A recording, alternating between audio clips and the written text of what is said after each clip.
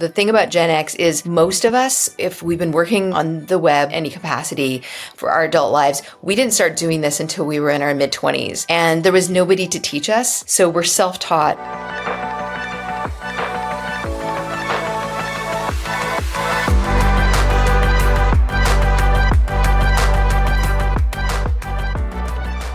Hello and welcome to another episode of Brave UX. I'm Brendan Jarvis, Managing Founder of The Space in Between, the behaviour-based UX research partner for enterprise leaders who want an independent perspective to align hearts and minds. You can find out more about me and what we do at thespaceinbetween.co.nz. Here on Brave UX, though, it's my job to help you to keep on top of the latest thinking and important issues affecting our field of design. I do that by unpacking the stories, learnings, and expert advice of a diverse range of world-class leaders. My guest today is Tammy Everts. Tammy is the Chief Experience Officer at SpeedCurve, a platform that enables organizations to unlock the full potential of their web performance. In her role, Tammy champions the connection between site speed, user experience, and business success, working closely with customers to deepen their understanding of how people use their websites. Tammy's career journey also includes senior UX roles at Soasta and Radware and over 2 decades of pioneering research involving EEG headsets, facial action coding, and advanced machine learning. She is the author of Time is Money, The Business Value of Web Performance, and a sought-after speaker, having shared her expertise at prominent events like Chrome Dev Summit, Smashing Conference, and Beyond Tellerand. Tammy also co-chairs the annual Performance Now conference in Amsterdam and co-curates WPO Stats, a valuable resource of web performance case studies. And now she's here with me for this conversation on Brave UX. Tammy, a very warm welcome to the show. Thank you. What a nice introduction. Wow. I thought it was pretty well, I really enjoyed that. Yeah, I was. In terms of the things that you've done, I was very much looking forward to speaking with you today, Tammy. I want to start with something that's perhaps a little out there, but it's on your LinkedIn profile, and you'll probably see where this is going soon enough. I believe you once owned the domain name uber.com. What's the story there? So it's basically kind of, this gives away my age. So when in the 90s, the mid 90s, when we were still in the early days of the internet, I had been publishing a zine, believe it or not, along with my husband and a friend of ours from university. So we had publishing the zine on paper, and it was called Uber. Because we were university students and we were like, oh, it's very clever. We're going to be, just over a whole bunch of topics. We're publishing the zine. And then the internet sort of came along and we were like, oh, we should put this online. Yeah, let's take our zine and put it online. So we bought the domain. We were the first people to ever register uber.com. And we published our zine under that. And you can't find it anywhere because it predates the Wayback Machine. I know, I've looked. It's kind of a bummer. We did that for a year or so, and then I went to graduate school and our friend moved away and we sort of let the zine die. And then somebody offered to buy the domain from us. It wasn't Uber, the company. It was another company that I don't even remember what they do. And we did not get rich. We made tens of hundreds of dollars from selling uber.com. But it's a good story. So yeah. It is a good story. It's one of those fascinating insights into the early stages of the web and just how, you can stumble across things like that and how later in retrospect they end up being really, really interesting stories. Well, our zine didn't even have photos. Oh, didn't it? No, it started as like black text on a gray background, as much of the web was. And I can remember when we introduced background color, it was light yellow. And when we introduced images, and then also being able to center text. So all of these things kind of happened over the life of our little online zine. It's pretty funny. There's probably a performance tie-in that I can make to this. But. I was going to say, it sounds like it would have been quite a highly performing website back then if it was just text and no images. Yeah, it's the problem was our 14.4 modems probably were the biggest liability at the time. Yeah, 100%. So speaking of performance and things that are fast and slow, I noticed on your website that you had a quote, and I'm just going to quote your website now, which I believe was written by you. It says on there, "I believe in a faster web and slower living." And I was curious about this. What does slower living look like to you? I have given this a lot of thought over the past few years. I used to live in Vancouver, my husband and I and our then young children. About 12 years ago, we made the choice to leave Vancouver and move to a little ski town in the Rockies. And, it's not an original story. Like, it's the classic kind of have young kids, make a quality of life move so that you can, kind of slow things down. But over the course of the time that we've lived there, and I'm not perfect at this by any stretch, but it's it's a goal to just actually try to live very intentionally, to try to feel like, whether it's how I'm cooking and eating or the things that I make and use or the types of activities that I like to do. I like to make things with my hands. I think that the connection between faster web and slower living is that by living slowly and intentionally, you can actually feel that time is stretching out for you. A faster web is a way of taking this thing that's kind of unnatural, like, using technology on a daily basis is not something that human beings are really designed to do. So it's kind of like we need to speed that up so that it can at least give us something close to the feeling that we have when we do all of our more natural things and that feeling of kind of flow and satisfaction. One of the things that I think fits into the category here of slower living is an activity that you and your family like to do, and that's hiking and camping out in the Rockies, right? And I also understand that, and as far as the wildlife in British Columbia goes, it can be pretty wild at times. Have you got any close encounters or any sort of surprising stories that you can share? Yeah, I do actually. So yeah, we do a lot of hiking. In the wintertime, we do a lot of snowshoeing, we live in a ski town. So that gets us a lot of mockery because snowshoeing, I just made that up. Snowshoeing, it's a point of mockery. If everybody really likes to go downhill really, really fast and you're like, I like to strap things on my feet and go really slow. People are like, why do you do that? But a story that I have that doesn't actually even take place in the wilderness is, so the town that we live in only has about 11,000 people. In the fall and winter, bears, when they get hungry and they're in the woods and they're not quite ready to hibernate, they come into town and they try to take food from people's gardens, from their fruit trees, from the garbage. And I'm a baker. I do a lot of home baking and I make a lot of Christmas treats. And one treat that I like to make is chocolate peppermint bark.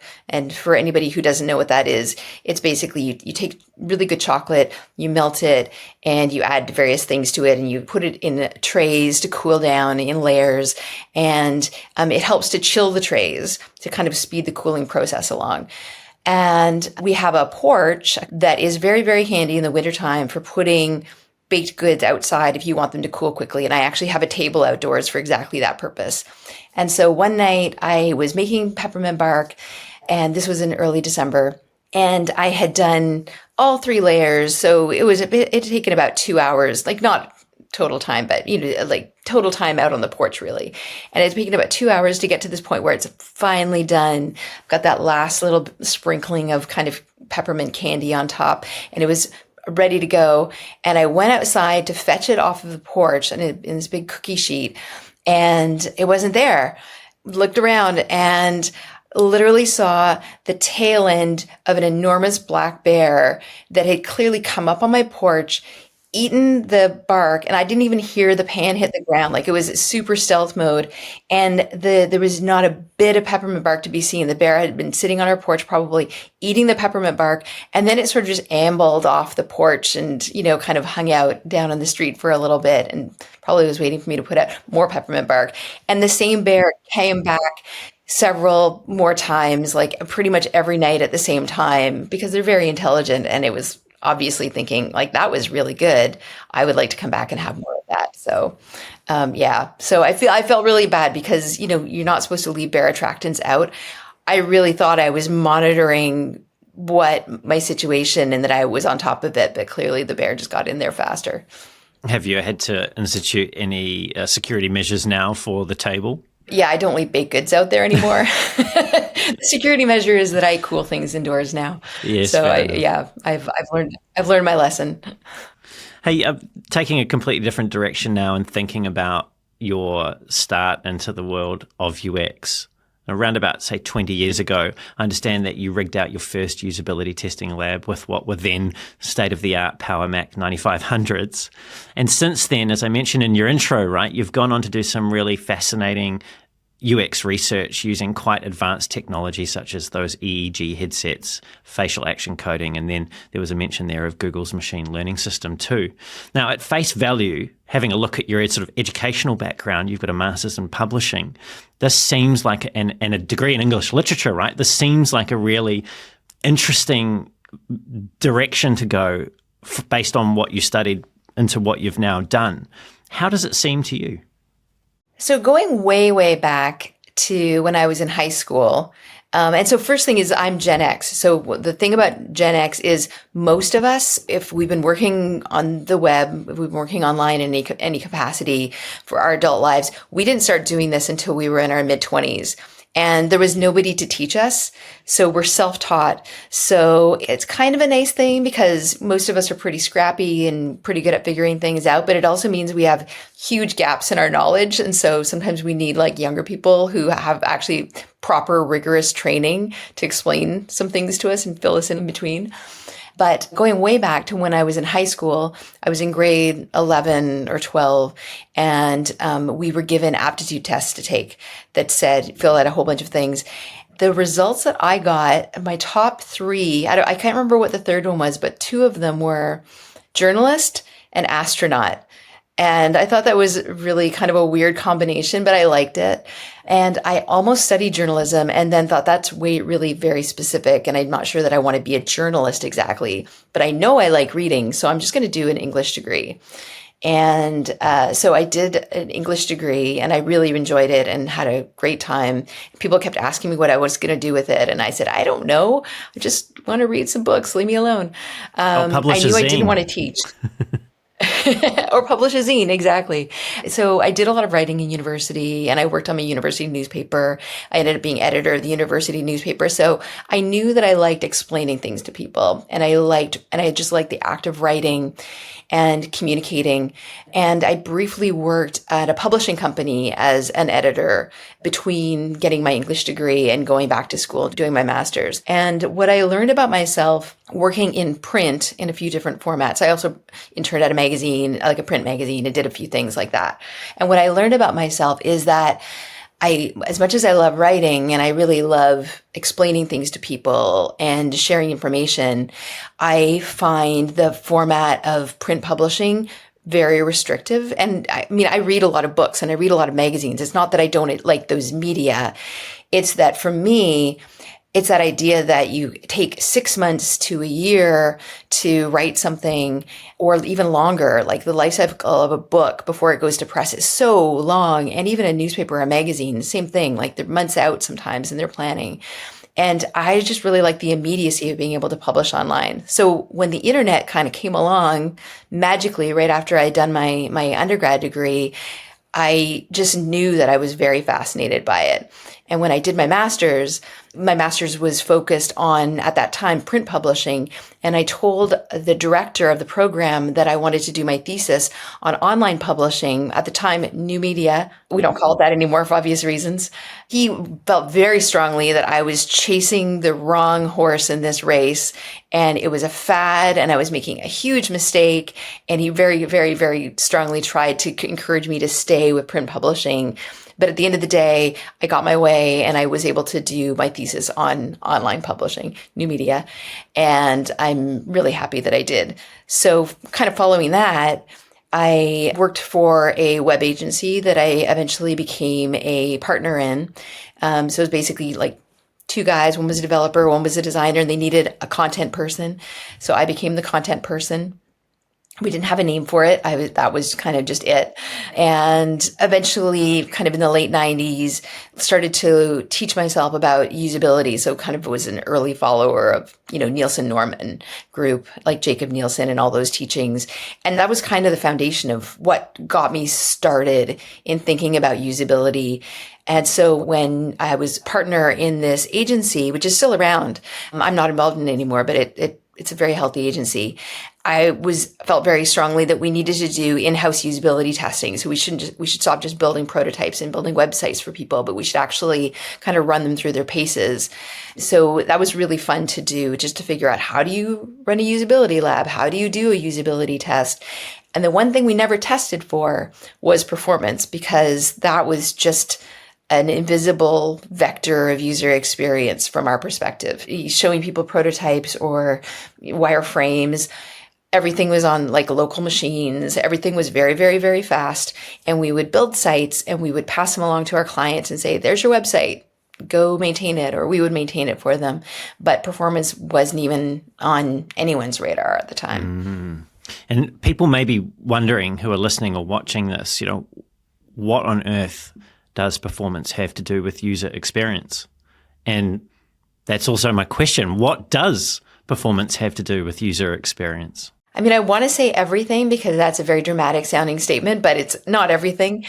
But I would argue that if you are not taking performance into consideration whenever you're creating an app, a website, you are missing a fundamental pillar of the user experience. So design isn't everything. It's not enough to have a beautiful design if people can't engage with it. It's a web page isn't a printed page that you look at and maybe click a button. It's an experience. And as human beings, we need our experiences to feel intuitive and to feel seamless, because that's just how our brains are wired. It makes a lot of sense. And it is, as you mentioned earlier, it is kind of the forgotten or the invisible part of the experience. But having run many, many usability tests myself, it's very evident during a test when things like slow loading times cause people to completely lose their attention. It drifts elsewhere. Like just last week, I had someone pick up a mobile phone while they were waiting for something to load. And of course, that detracted from the time they were spending with the experience, and that kind of added, I suppose, to that friction between what's going on the screen and the life that they're trying to lead and the task that they're trying to execute through the software. And I wanted to pick up now on something that's tied into the current economic condition that we find ourselves in and relates to performance. And this is this theme at the moment of needing to do more with less. And I watched your conference talk at last year's Performance Now conference, where you were kind of empathizing with people about this. And also you layered in the fact that there's a rapidly expanding landscape of performance-based tools and technology that people need to get their heads around.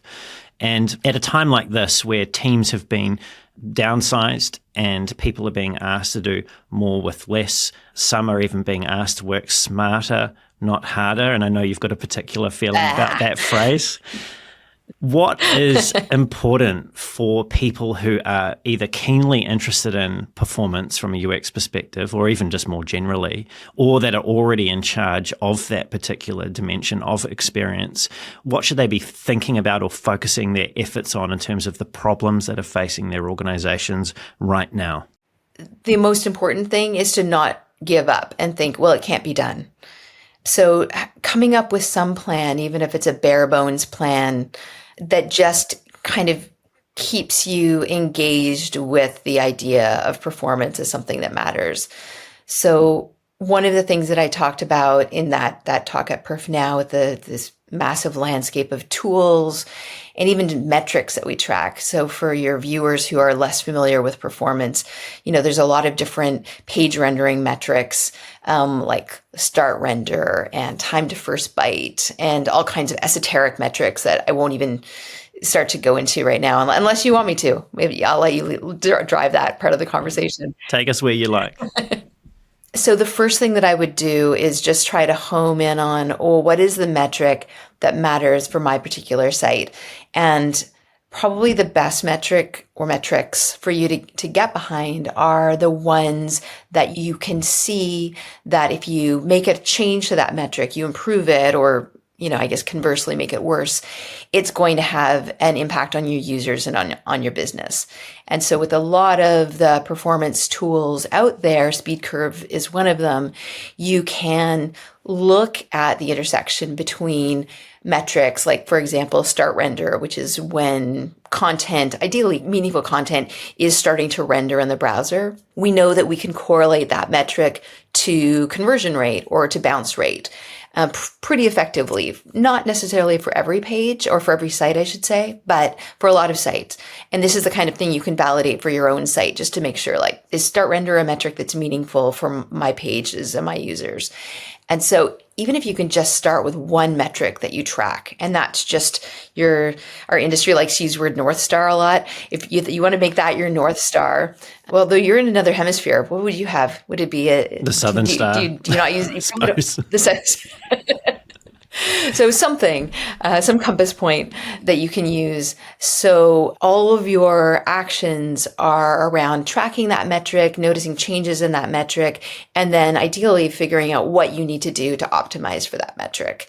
And, there's so many different optimizations that are available out there because web pages are so extraordinarily complex these days. But figuring out, well, what are the optimizations that are actually going to make a difference for this particular metric? Like, don't waste your time on optimizing a lot of things that don't really matter.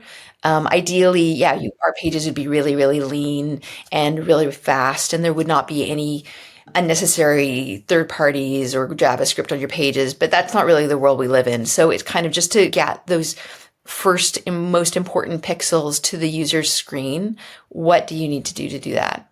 And one of the approaches for focusing performance efforts that I've heard you speak about before is called critical rendering path. And thinking about it seemed particularly user-centered to me. Like when you get to explain it, like I think this will make sense to people. What is the idea behind critical rendering path?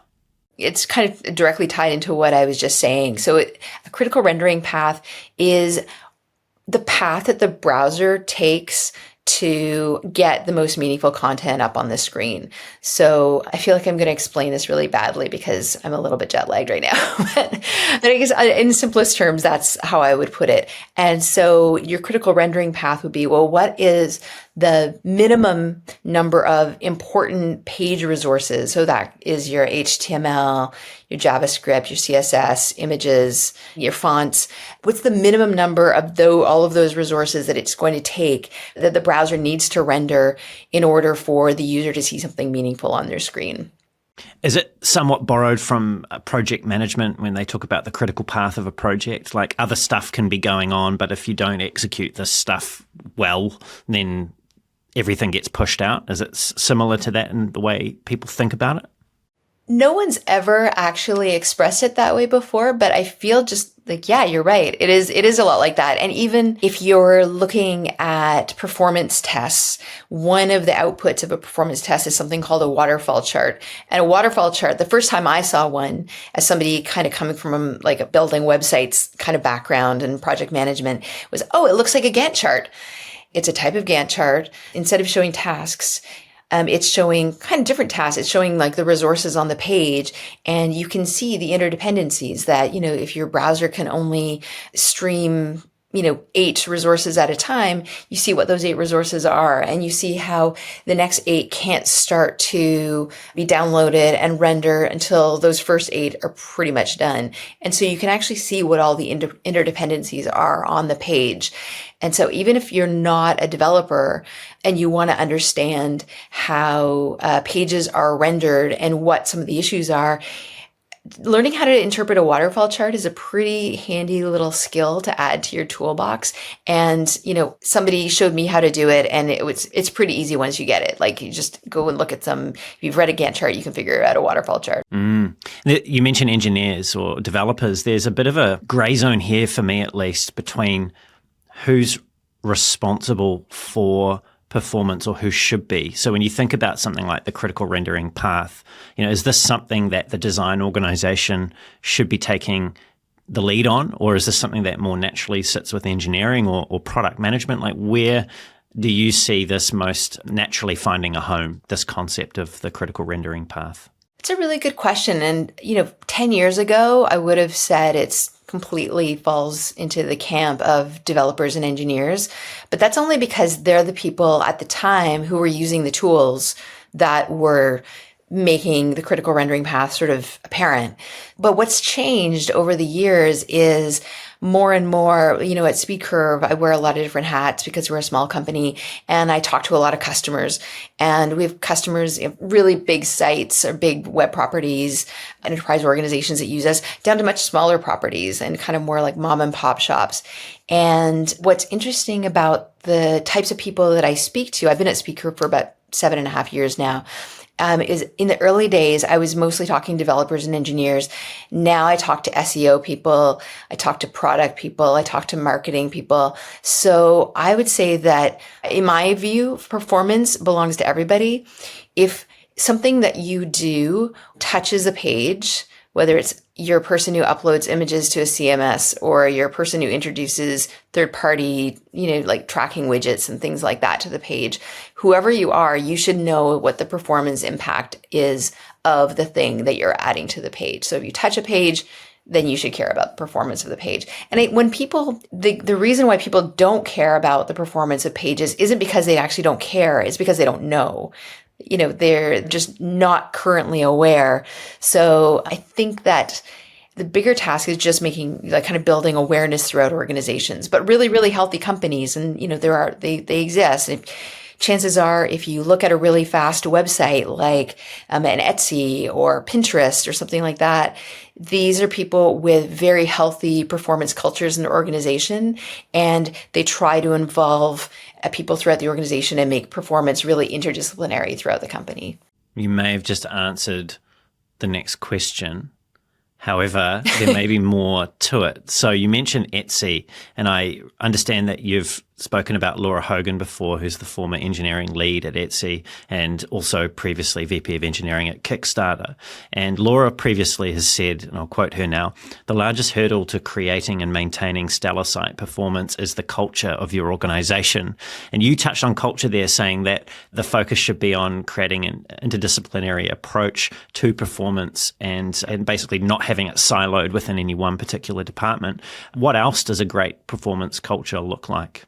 Oh, that is a really big question. So I'm going to try to unpack it a little bit. So Laura is probably the person who coined the term performance culture. So even though she doesn't really work in performance anymore, she does very high level kind of management consulting and things like that. Our industry still kind of owes her a debt of gratitude for kind of introducing this as a concept. She and her team at Etsy have always been pioneers in like sharing how they do what they do. So as far as how you actually create performance culture, there's kind of not one way to do it.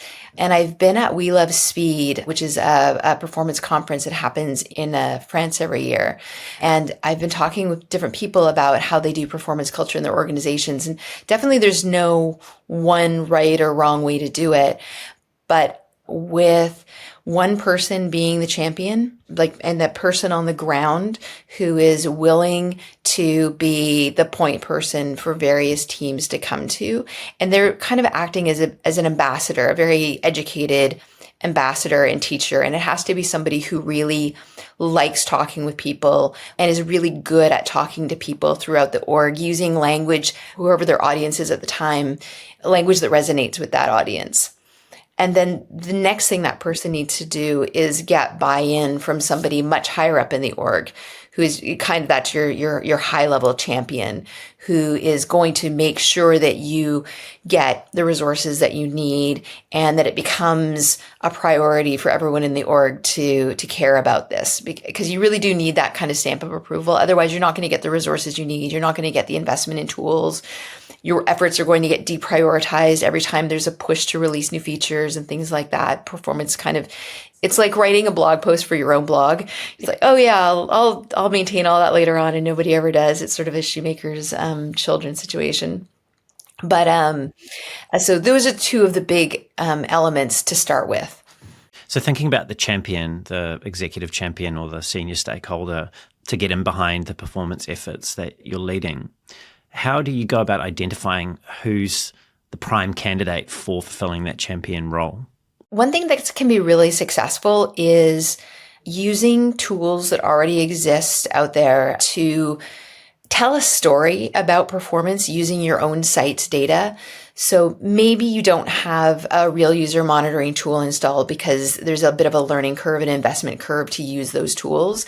And real user monitoring tools, they are really, really effective for correlating your performance metrics, your business metrics, and doing that kind of deep dive. You're probably not going to be able to use those right out of the gate. But there are publicly available synthetic testing tools that let you do really fun things like benchmark your own homepage against your competitors' homepages, for example. If your audience just Googles synthetic performance testing, web performance testing tools, you'll find these various tools out there. You can do it in SpeedCurve as well. I have to say that. But there are other tools as well that do this. And you can create really compelling visuals.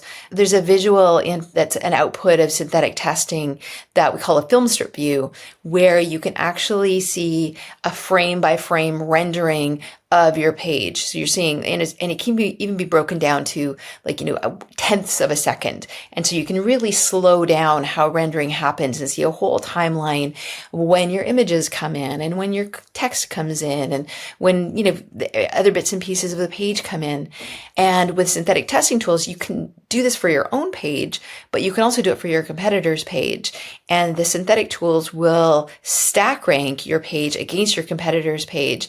The ability to do this has existed in the tools for quite some time, but probably it's still the most effective way to get people in your organization to care. If you create a stacked set of film strips, like benchmarking your site against your competitors, and there's 5 sites and you're number 4 or number 3 or even number 2, and you show that to people higher up in your org, people kind of in corner offices are very, very competitive and they don't like to see their site being second or third or fourth in anything. So that can be very, very motivating. So that can be, you can kind of shop these kinds of visuals around really casually and say like, oh, hey, I just did some tests and it looks like we're number 3 and our competitors are up here. That's just a good way to kind of open the door and just see who's interested in kind of wanting to continue those conversations. That's really interesting. And you mentioned those people in the corner offices, and we often talk about these people on the show, and a lot of our emphasis, particularly within the design community more broadly, has been on how do we build better relationships with them? How do we, I suppose, get more of us into those corner offices, those sorts of aspirations? And I'm going to grossly generalize now as well about people in corner offices. You mentioned that they are competitive. One of the other things that I suspect that they also is political actors in order to rise to that level of the organization. So once you've keyed in on someone who's giving you all the signals that they are willing to get behind this, what's in it for them? Like, how do you position the conversation around performance? Maybe not overtly, but how do you even tacitly communicate to them the benefit through to them in their career and their organization, particularly within a large enterprise, that getting in behind performance is going to be beneficial? Money always talks. Money profit is very compelling with real user monitoring tools. So let's say you've got somebody's interest with the competitive benchmarking, and maybe they're interested enough that if you say, well, we can try out a RUM tool, RUM being short for real user monitoring. We can try out a RUM tool and even do, for example, some A/B testing where we maybe serve 90% of our users or 95% of our users an optimized version of our page, but we can serve 5% of our users a throttled page. You can actually see a correlation chart in that as a result of that A/B test that shows that conversions are lower for the throttled cohort of users, or bounce rate is higher for that throttled cohort. So this kind of thing and so from that you can extrapolate, you see what throttling does. What do you think optimizing will do? You can take the results of these correlations where you see that, well, if conversions dropped by 2% when our page was significantly rendered 1 second slower, we can guess that perhaps conversions will increase by 2% if we make the same page a second faster. And that's kind of a gross overgeneralization, but it's using that kind of language and that kind of thinking that can at least, get people thinking about the fact that there's money that's being left on the table.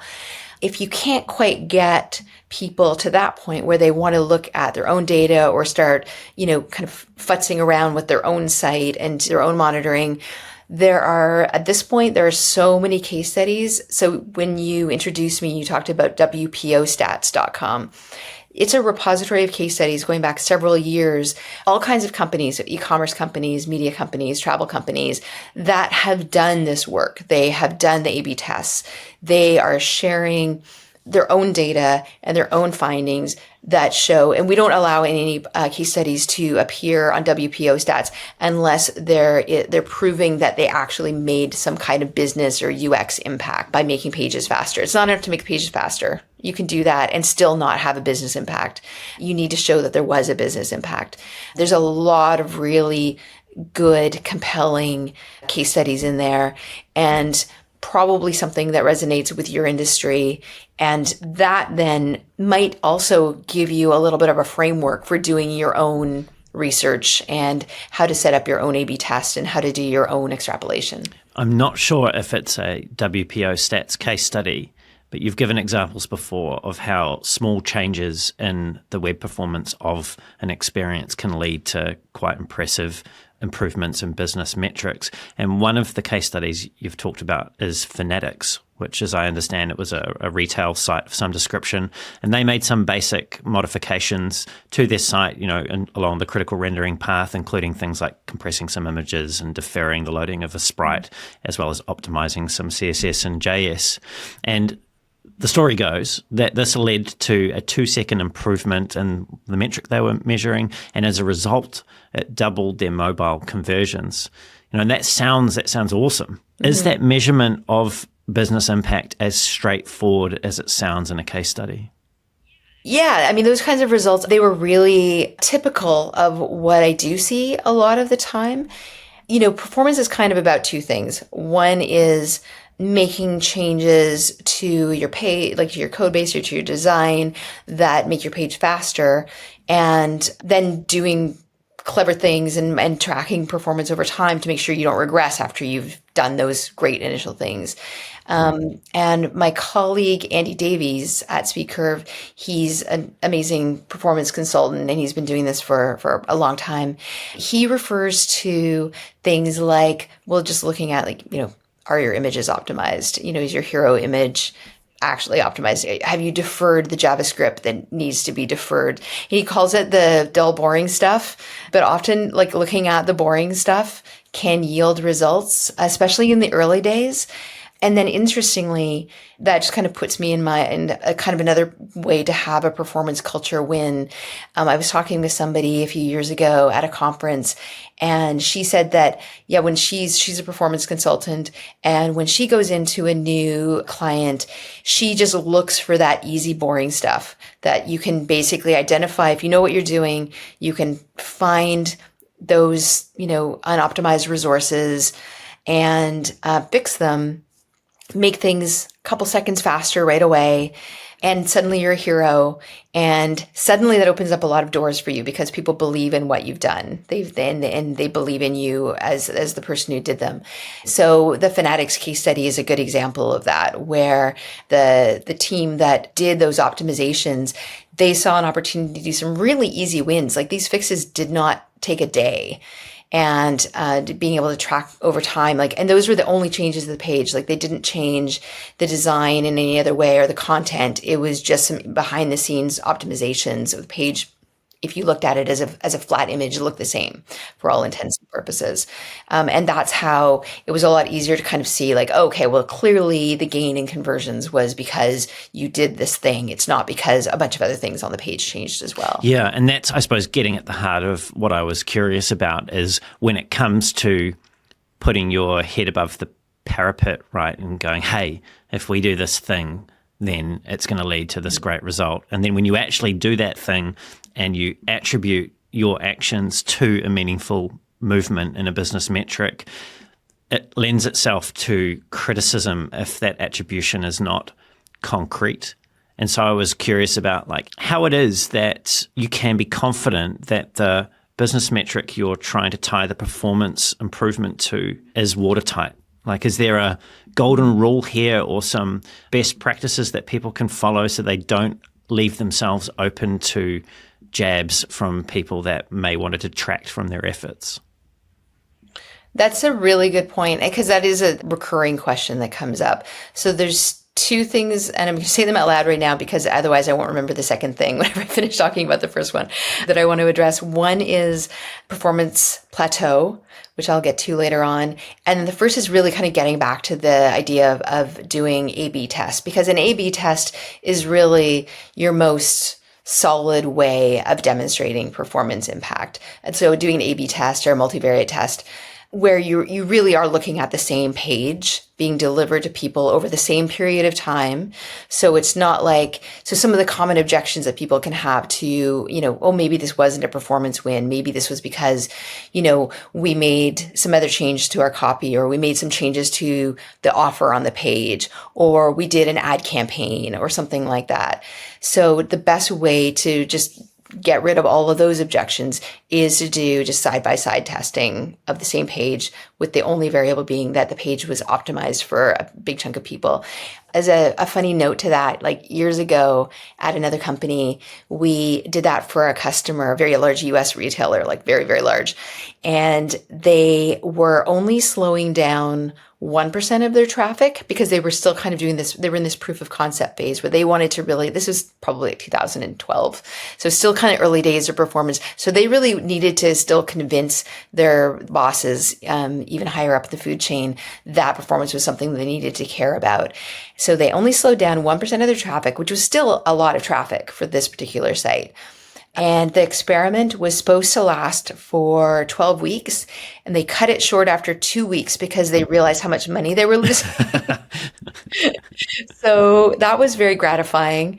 And we never wrote it up into a case study because they didn't want to do that. Case studies are, anytime you see a performance case study, like, or any case study really, like I hope people have an appreciation of how much effort it took to get that case study across the finish line and published. If there's especially if there's a big brand behind it, somebody had to work really hard to do that.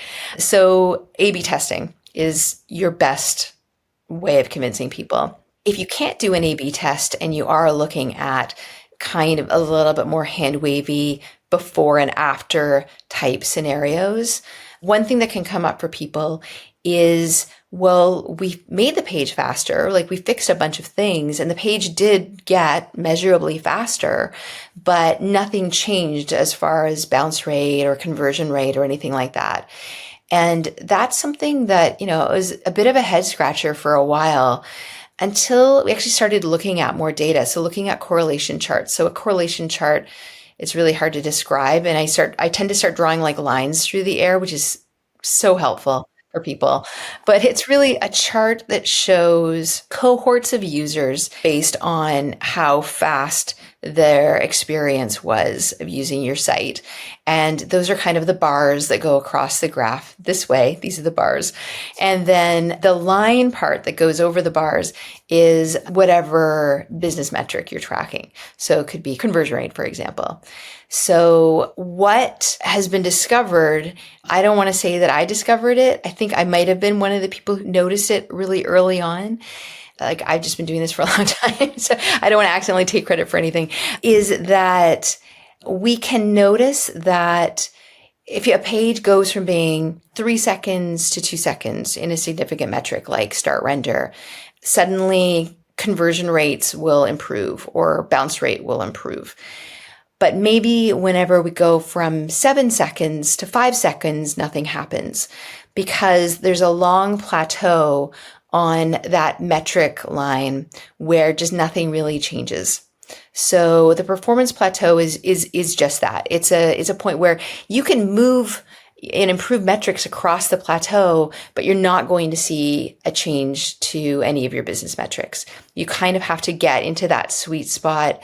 I don't want anybody to take this as gospel because it really varies from site to site. Performance plateau really does vary quite a bit for different websites. But typically where we see change happening in terms of performance metric is if you can kind of take your numbers from like 5 seconds to 3 seconds, or 4 seconds to 2 seconds, or 3 seconds to 1 second. Things like that is where you're going to see a lot of improvement to your business. Going from 9 seconds to 5 seconds, even though that's very, very dramatic and isn't unhelpful, you're not going to see dramatic business gains. It's not you're not entering the Goldilocks zone here. It's not that sweet spot that you need to get to. So I was curious, can you predict what the sweet spot is in terms of the plateau, or can you only see it based on historical data? What you can see is, and what you can sort of extrapolate is that if you notice that that for your cohort of users that has start render time of 2 seconds, if you see that there's a noticeable improvement in the conversions, like for example, 10% for the 2 second group, 5% for the 4 second group, you can guess that if you were to move more of those users from the 4 second cohort to the 2 second cohort, that would probably improve your whatever business KPI, key performance indicator you're looking at. But that's just extrapolation. There are people who try to do kind of predictive analytics around, if you make X change to a performance metric, you will experience Y result to your business metric. And I think those are interesting to do. And it's good to maybe set it as a goal, or a hypothesis, like we believe or we hope that making this change to our performance metric will help our business. But to say that it's actually going to happen is disingenuous. I personally wouldn't feel comfortable doing that, because if you disappoint people, they're going to remember that. They're going to remember that you said the business metric would improve and it didn't. So you need to caveat the hell out of it to make sure that it's not a promise as such. It's just a prediction. A good piece of advice for life in general, but it applies to this in particular, is anytime you're going to engage in an activity or something like that where you feel vulnerable, is to frame it to yourself and other people as an experiment, and that makes you feel a lot less vulnerable. So it's like, oh, I'm just going to try this. Like, it's an experiment. So if you want to get into the predictive analytics game, but you also want to kind of like cover your bases, just say, well, we're going to experiment with the idea that making this improvement to our business or to our performance metric might have this impact on our business metric. And if you call it all an experiment, that you might get away with it. You might not get fired. Tammy, I want to come back to something that you said earlier, which was where you were describing, I think you were talking about performance culture and how everyone who touches a page needs to care about performance. And you mentioned a number of different departments. I think you talked about marketing, people that are uploading content, so whoever's got that responsibility. Engineering's obviously one. Mm-hmm. But I noticed that design was absent from your description there. Now, that may have just been a thing because you were just thinking of a few examples, or it may be symptomatic of a broader problem. Why I'm asking about this is because design's always looking for a tangible way to demonstrate its value and often falls short of ideas as to how to do that. It's obviously not that easy. Mm-hmm. It's sometimes not that easy to tie the efforts of a design organization or a UX organization to an outcome that makes sense for a business. Is this symptomatic of a bigger problem that design wasn't sort of top of mind there when you were describing who should care about performance? Yeah, and I guess part of the reason why design didn't come up for me is that I do a lot of customer calls with SpeedCurve users, and designers are strangely absent from those calls. And I don't put the blame on the designers. I sort of wonder if designers have just been left out of the process because their involvement often is so kind of early in the game, and design is kind of just treated as a thing that happens at the beginning of a project and maybe hands-on involvement doesn't stay throughout the life cycle of a page. One area where I really feel the absence of designers is campaign landing pages, for example. So the holidays are coming up. A ton of new campaign landing pages are going to appear. And what's really interesting about how those are created and how that process is managed, as opposed to an entire kind of legacy website that's been around for a long time, is you have teams of engineers, developers, everybody who's kind of responsible for this legacy website, and they have, hopefully a lot of standards and processes and code freezes that they do leading up to Black Friday and everything like that. And then kind of happening in its own silo are campaign landing pages that are done to support ad campaigns, magazine campaigns, like just all the money that gets spent funneling people to, holiday gift guides and things like that. And what's interesting about those pages is that I test the performance of it. And often they're very, very non-performant because I think I'm just theorizing, the people who create those pages are not kind of really invited to be part of the whole performance and usability conversation. They're kind of treated as sort of one-off designers, just come in, build a page. It's maybe done through marketing, so it's kind of underneath the umbrella of marketing. And it's not subjected to the same rigor, which is incomprehensible to me because this is the page that you're putting all your ad money behind. You would think that of all pages on your website, even more than your homepage, like a homepage doesn't actually matter that much in terms of conversions. People don't go to most sites through the homepage. They come through search and they get parachuted into various other parts of the site. But a campaign landing page should be the most scrutinized page of your site during the holidays. And often it's not. It's an afterthought from a design from a usability and performance perspective. Mm-hmm. And sort of following on from this, you've previously said, and I'll quote you again now, if you don't consider time to be a crucial usability factor, you're missing out on an extremely huge aspect of the user experience. Well, that sums it up, doesn't it? It seems like, as designers, or the world of design, the organizations of design, very concerned about user experience. It's kind of the thing that we live and die by. Like that's why we exist, to create great user experiences. Yet we are absent almost entirely, from what it sounds like in your experience, from that conversation around the performance part of the user experience. What can or should we do about that? I think it's kind of one of those like take the bull by the horn situations. If you're not going to be, I think I'm just a little bit stubborn and I don't like not being part of conversations when I know that they're happening. So if you're not being invited to the conversation, I think you have to kind of push your way into the door. And that might start with just familiarizing yourself with some of the tools that are used so that you can start to monitor your own creations.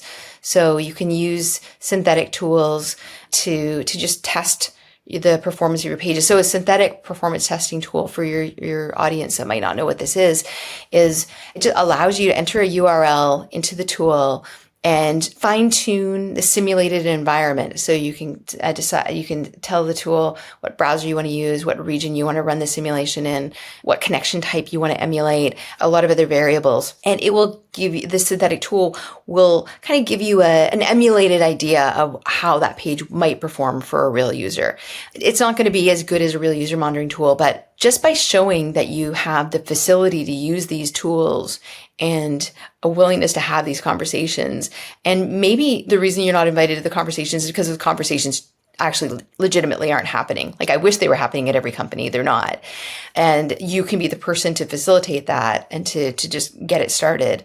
Or just maybe by showing an interest and kind of get in there and get yourself added to the group of people in your company.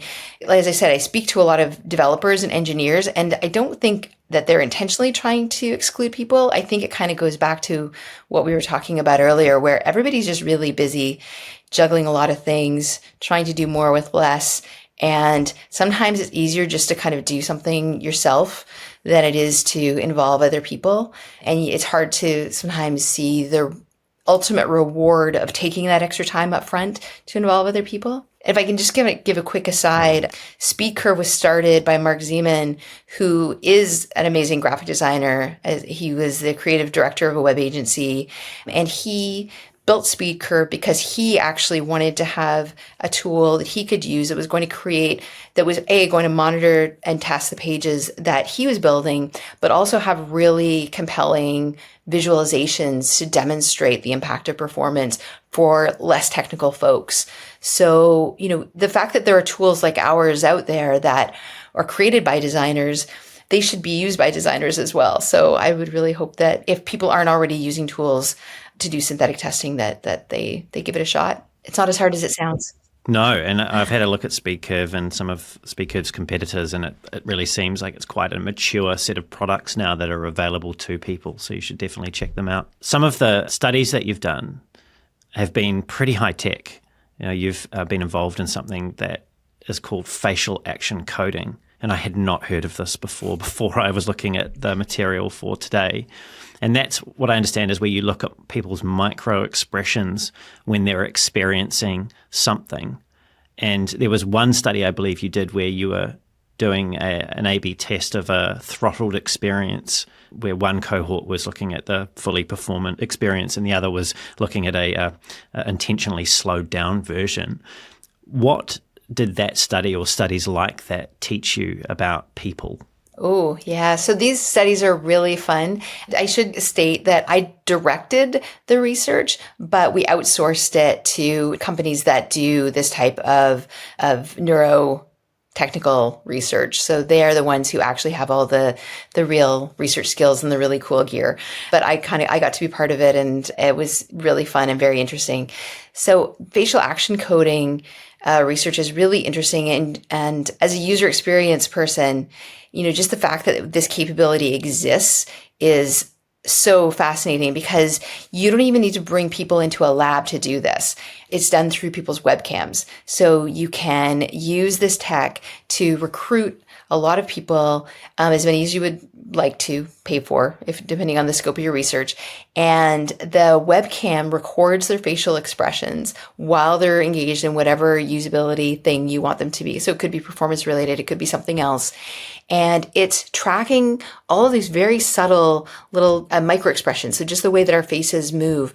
And I had not believed that such a thing could be possible. I guess I tended to think that, everybody just has the seven dwarfs emotions. You just like sneezy and grumpy, and I can't remember the rest, sassy. I don't know.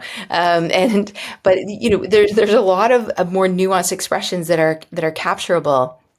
And we can take all that data and synthesize it and actually say, like, well, actually, typically people experience kind of frustration or confusion or all of these different kind of more nuanced emotions when they were doing different parts of the whatever function you asked them to do.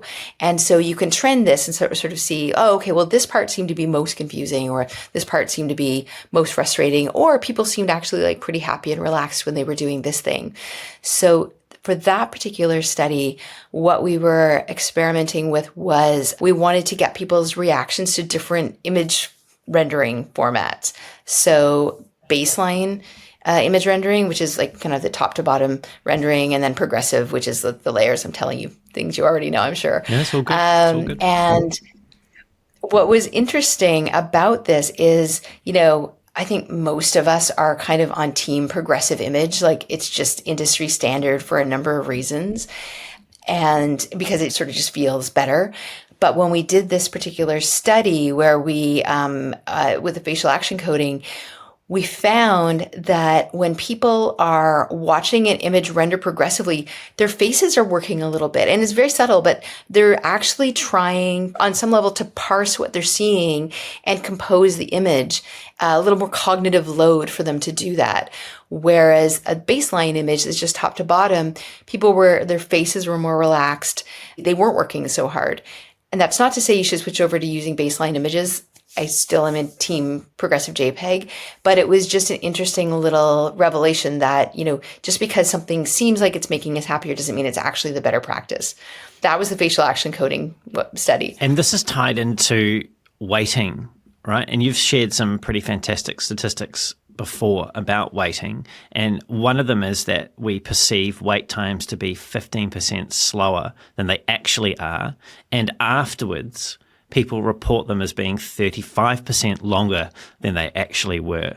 And related to this, there was another study that you were involved in where you looked at user behavior again of slowing down to various degrees and experience. And you had a really interesting insight about the longer term impact that forcing people to experience longer wait times on websites had on their perceptions of that experience. What was that? If it's the one that I think you're talking about, it was an EEG study. We put EEG headsets on our participants, and we gave them mobile devices, and we asked them to engage in a few different flows through the site. So a couple of them were travel sites, so we had them try to book some travel, and a couple of them were e-commerce sites, so we had them fill a shopping cart. And we had divided our participants into two cohorts. So there was the people who were getting the fast experience and then people who were getting an artificially throttled experience. And none of them knew they were part of a performance study. Like they didn't know that we were looking at site speed or anything like that. They just thought this was like a straight up usability study where they were just going to see how a site like worked for them and were they able to complete tasks. What we found were a couple of things. One was that, not surprisingly, we anticipated this, people's frustration levels spiked during certain portions of the various transactions for the slow site. So we found that they spiked during filling a cart phase and during the checkout phase.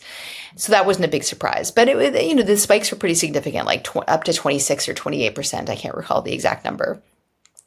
But then when we gave people exit interviews, one does after any kind of usability study, and we just gave them exit interviews and we asked them for their impressions of the sites. We took all of the adjectives, the descriptor words that people used, and for the fast site, or the fast cohort and the slow cohort, and we fed each set of words into a word cloud generator. And I love word clouds; they're so fun. They've kind of gone away. They were really fun for a while. And what was interesting was that for the word clouds for both cohorts were very different. So the very same set of sites, but very different words. And what was interesting was that even though nobody knew they were part of a performance study, the people in the slow cohort, the word slow is like the biggest word in the word cloud. But the other thing that's really interesting is that the word cloud for the slow group was much bigger than the word cloud for the fast group. The people who had experienced slower sites wanted to talk more and they wanted to complain more. And the things they were complaining about, other than slowness, were things like they thought the design was boring and tacky. They thought that the site wasn't very usable. They thought it wasn't user friendly. They complained about the navigation. They complained about the content. So everything, design, content, usability, everything. Whereas the people who experienced the faster site, they had a few little, kind of complaints, but much smaller word cloud, and they were out the door a lot faster. So just the fact that the slow site affected all these other things that were not part of the site, that was a really eye-opening moment for me, that slow performance could actually affect the entire perception of the site and the brand. And if there was ever a reason for designers to draw a line between the work we do and then the eventual outcome when it's put in the hands of a user, that would be it, right? It would be that all of it is for naught, or at least most of it becomes significantly impacted if that performance isn't at a level that people can, I suppose, blissfully be unaware that they're experiencing frustration because of those slow loading times. And you talked about this earlier on, way back when we first started this conversation, how our technology isn't really designed to work the way in which we as humans are best working. You talked about flow state. What impact or insight, or perhaps it's a North Star or a goal, should we be aspiring to in terms of how that experience should feel for people so that it doesn't lead to these negative perceptions that cloud the rest of their experience? Oh, so there's definitely a lot to unpack with this, with answering this. So stop me anytime if I'm bopping around too much. It goes back probably, 200, 300 years to early studies in persistence of vision, where, very early studies where they, kind of lit something on fire, like an oily rag or something like that, tied it to a wheel and spun it around, and realized that that roughly 100 milliseconds revolution of the wheel was enough to give you that one bit of fire look like a perfect circle. So, and that's roughly everybody's different. Some people have more visual acuity than others, and so that number might be a little bit lower. But generally speaking, anything that happens in under 100 milliseconds feels instantaneous to us. So that's the North Star. anything slower than that. And Jacob Nielsen has done some really interesting research in the Nielsen Norman Group, and then even revisited that research. And his findings basically mirror this, that under 100 milliseconds feels seamless. And then anything above 10 seconds is like your brain is context shifting. You've already kind of checked out. And then there's kind of just various degrees of attention loss that happen in between 100 milliseconds and 10 seconds. And those kind of vary from individual to individual. What's interesting about his research, as I said, is that he did it more than once. So I think the first time he did it was in, I want to say 2000, and then maybe again in 2010, roughly. And the findings were the same. And that doesn't come as a big surprise, because actually, when you look at kind of the history of the study of human-computer interaction, going back to the 1960s and the kind of early days of computers, but basically, if you look up early studies in human-computer interaction, one of the findings was that even in early computer use, any delay of more than 2 seconds was very challenging for people to kind of come back on task for. So this is, the numbers might change a little bit. I think we tend to be optimists. Strangely, I know that a lot of people think that we live in unoptimistic times, but I think we do tend to be optimists and think, well, I'll get used to it. I'll just get accustomed to the fact that, things are slow and computers are laggy and web pages are glitchy and things move around on my phone screen and I have to chase it with my fingers and hit the wrong button and go back and all those things. And you can kind of get used to it. Obviously, we have to, because, many of the things that we need to do in our day-to-day lives require us to, but that doesn't mean we're actually used to it. Our flow state is actually integral to our, not just, our ability to be productive, but to our mental health. We need to engage in as many flow state activities as possible. Modern life doesn't really allow us to do that. We engage in a lot of really glitchy non-flow things, like sitting in traffic and waiting for elevators and I don't need to list them to you. We live them every day. Thousands of years ago, the things that we would do would be much more seamless. We would go and herd the cattle, and then we would milk the cattle, and then we would come in the house and we would make a meal for our families. All the things we did just had an organic flow to them, and they don't anymore. As a little aside, I would love it if everyone who's watches this podcast takes away some very important things about, the web and usability and performance testing and all those things. But I think it would mean a lot to me if I felt like people were going to take away the idea that they actually need to take flow time for themselves outside of tech and do something, that gives you that flow state of well-being and feeling just the right amount of challenge, and to feel that you're losing your sense of time. You will be a happier person if you do this ideally every day for anywhere from half an hour to an hour.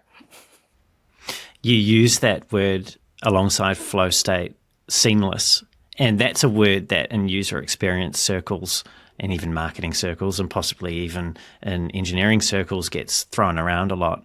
But it sounds like there's actually a really meaningful, measurable point that we should be aiming for, that 100 milliseconds that would make that possible for people. And it wouldn't just be this random buzzword that people throw in to describe the experience that they're trying to create. For me, the research that I'm interested in is this the why of that? Buzzwords they can be annoying, but not because of the fact that they exist, because I think they actually, if we explore them, they exist for a reason. What's annoying about them is how we get kind of anesthetized to them and we stop thinking about the meaning behind them. And, it becomes very sort of Orwellian, the word loses meaning or it takes on an opposite meaning or something like that. So, we need to be just revisiting our buzzwords and make sure that we understand why we use them and why they matter. Tammy, my last question for you is, and I'll quote you one last time. You've said previously, time is life, time is all we have. Treat yours as the precious thing that it is. Remember that for other people, time is a precious thing. Take that into account in all the things you do. Now, time is life is a really powerful statement, right? Like, you're not mincing words there. As user experience professionals, we create things that people often give small but sometimes large portions of their time to. How are we best to take that into account when we're designing? That is a very big question that no one's ever asked me before.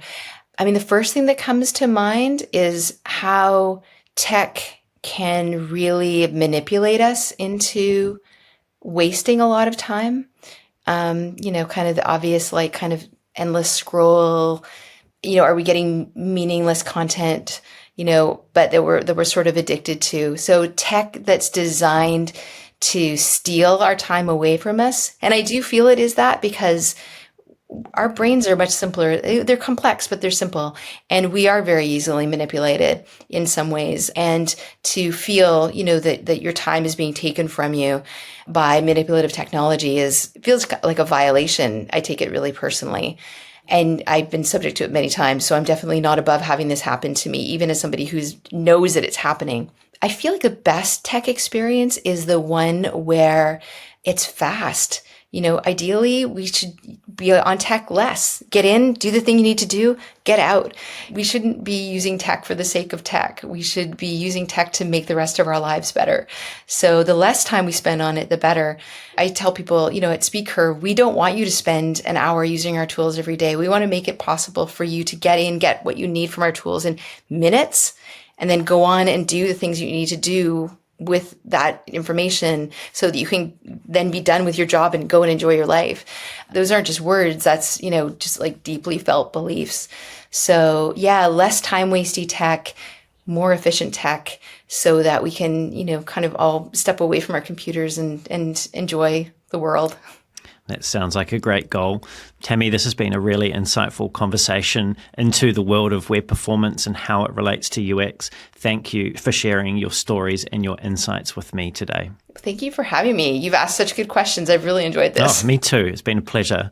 Tammy, if people want to catch up with you and follow all your contributions to the world of web performance and UX or connect with you personally, what's the best way for them to do that? I'm on Mastodon. If you search for Tammy Everts, there's a WebPerf server. We like to say we shorten web performance to WebPerf in our world.